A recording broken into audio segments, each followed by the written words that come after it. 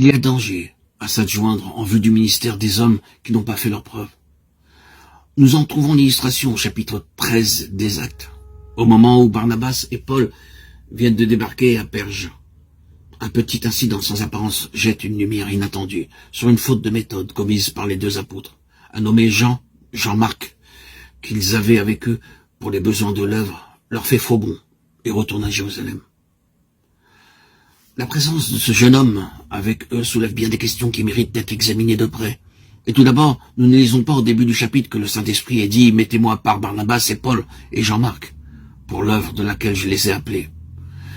Les considérants qui militèrent en faveur de son admission ne pouvaient avoir qu'un caractère purement personnel. Ils étaient certainement arbitraires. L'occasion, un certain concours de circonstances furent sans doute les principaux facteurs qui entrèrent en ligne de compte. Jean-Marc était évidemment un jeune homme sérieux et plein de promesses, en tout cas en apparence. Au foyer familial, la piété était en honneur. C'est dans la maison de sa mère que se tenait, lorsque Pierre était en prison, la réunion de prière qui aboutit à la délivrance de l'apôtre. Autant d'éléments qui, sans doute, inclinèrent Barnabas à fonder de grands espoirs sur Jean-Marc, et à penser qu'il y aurait peut-être profit pour eux à se l'associer pour le voyage. Mais malgré toutes les qualités qu'on pouvait mettre à son actif, un fait demeure. C'était un homme qui n'avait pas fait ses preuves. Et il était fatal que tôt ou tard son côté faible apparût au grand jour. Mais, dira-t-on, pour faire ses preuves, il faut pourtant en avoir l'occasion. Pourquoi refuser celle-là à Jean-Marc? N'y en a-t-il pas bien d'autres qui sont partis dans les mêmes conditions d'inexpérience et qui ont fait du bon travail? C'est vrai. Mais dans le cas qui nous occupe, il importait justement beaucoup à cause du caractère spécial de l'œuvre qui les attendait, que les ouvriers fussent des hommes éprouvés et que ce fut le Saint-Esprit qui les choisit. L'avenir montra que la décision prise portait en germe non seulement la défection de Jean-Marc, mais un ferment de confusion et de discorde qui jette une ombre regrettable sur le seuil de cette grande époque. Quand la question de Jean-Marc se posa, à l'aube du second voyage missionnaire, l'accord ne put se faire, et l'on se sépara. Qui avait raison, Paul ou Barnabas? Il est oiseux de chercher à vouloir trancher ce point. Ils avaient probablement raison, tous les deux. Paul avait raison de ne pas exposer leur deuxième entreprise au risque d'une récidive dans l'attitude de Jean-Marc, avec tous les ennuis que leur aurait causé un nouvel abandon.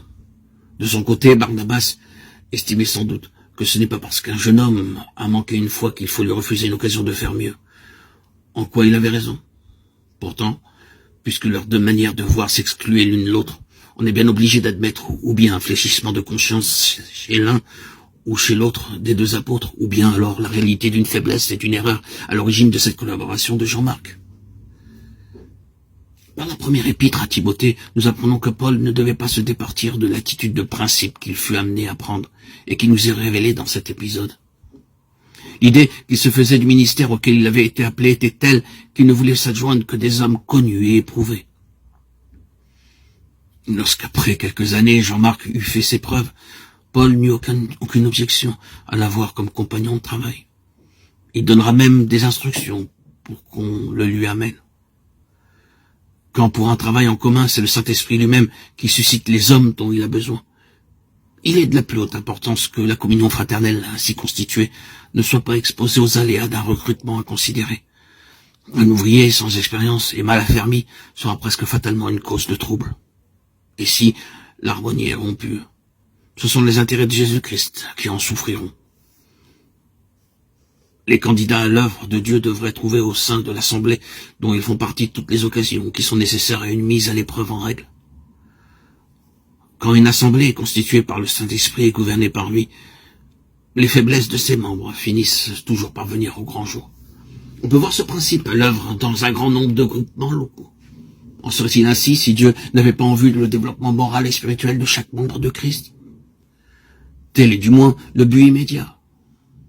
Quant à l'objectif lointain, il est précisément d'armer l'individu en prévention des ennemis qu'il aura rencontrés sur le chemin de la vie, alors qu'il n'aura plus à sa portée le bienfaisant appui de sa famille spirituelle. Les champs de mission sont parfois le théâtre de terribles tragédies en matière de relations rompues. Rompues? Pourquoi? Elles sont pourtant destinées, dans la pensée de Dieu, à servir ses intérêts d'une façon durable. Sans doute, et c'est à l'Assemblée d'origine, ici en Europe, qu'il faut s'en prendre. C'est elle, 9 fois sur 10, qui n'a pas su donner à la formation de ses ouvriers le caractère d'une véritable épreuve. Car c'est bien une épreuve morale et spirituelle qui devrait être à la base de leur préparation. Une entente cordiale, à la maison, dans cette famille spirituelle où tout est si confortable et bien organisé, et à la portée de tous, les candidats, ou à peu près. Mais il s'agit bien d'entente cordiale. C'est d'un témoignage spirituel qu'il s'agit, et d'un témoignage spirituel dont Satan a juré la perte. Les difficultés même les plus désagréables qui sont le pain quotidien de la vie en commun sont encore peu de choses au regard des facteurs nouveaux qui entrent en jeu dans cette bataille spirituelle. Le but que l'ennemi cherche à atteindre et qu'il poursuit par tous les moyens en son pouvoir, c'est de ruiner le témoignage en dressant les enfants de Dieu les uns contre les autres. Or, il possède dans le champ missionnaire tant d'alliés. Il y dispose de tant de moyens de pression, de tant d'occasions, de tensions, qu'un homme qui n'a pas appris à triompher avant de partir ne saurait être envoyé sans risque dans cette mêlée lointaine. La préparation missionnaire telle qu'elle est généralement comprise dans les établissements d'instruction ne devrait être qu'un utile accessoire en comparaison du véritable équipement dont nous venons de parler. La vraie préparation n'est pas académique, elle est spirituelle. Une assemblée spirituelle, voilà le seul organe qui puisse assurer cette préparation-là. Si quelqu'un n'a pas eu sa part de la discipline spirituelle d'une assemblée digne de ce nom, il lui manquera toute sa vie quelque chose. Pour ma part, et ceci est une petite parenthèse, moi qui ai côtoyé 3 églises, l'église de Haïti, où j'ai trouvé émotionnellement, sentimentalement, un amour, une fraternité exceptionnelle. Je n'ai jamais rencontré une intense émotion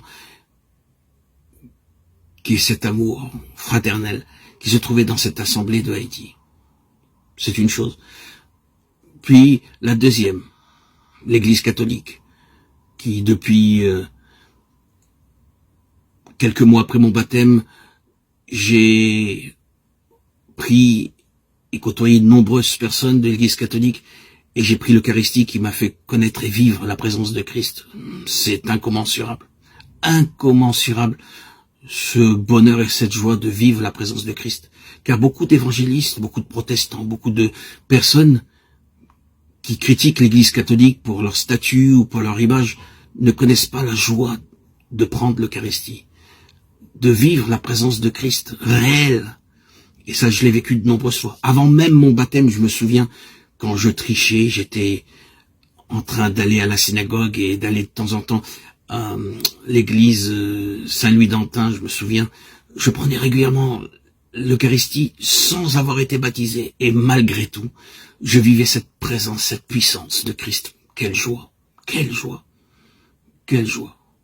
Je vous invite à prendre l'Eucharistie, mais il est préférable d'être baptisé pour prendre l'Eucharistie. D'après les catholiques, il faut absolument le baptême catholique.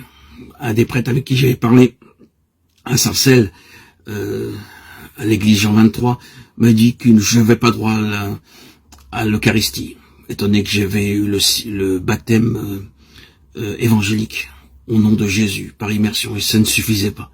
Donc pendant 5 ans, j'ai été dans cette église catholique, et je vous cache pas que sans révéler mon identité, que j'ai pris un plaisir immense de côtoyer ces personnes, ces gens, et plus que tout bien sûr, la consécration, l'héritage testamentaire que Jésus-Christ nous a donné par ce repas de la Seine. Chaque fois que je prenais l'Eucharistie, j'étais en joie. Puis, enfin pour terminer, l'église Patmos que j'ai connue, et qui m'a apporté tellement de joie, et qui est pour moi une assemblée digne de ce nom, digne d'être une assemblée, et dans laquelle j'ai pris énormément de plaisir. Voilà, ce fut une petite parenthèse pour expliquer les églises où je me trouvais. Aujourd'hui, par discrétion, je vous fais ce simple petit témoignage, mais je ne peux pas vous dire où je me trouve. C'est un secret, comme ma vie est secrète d'ailleurs. Je suis un juif anonyme, un juif qui préfère et aime beaucoup le secret. Alléluia, gloire à Dieu.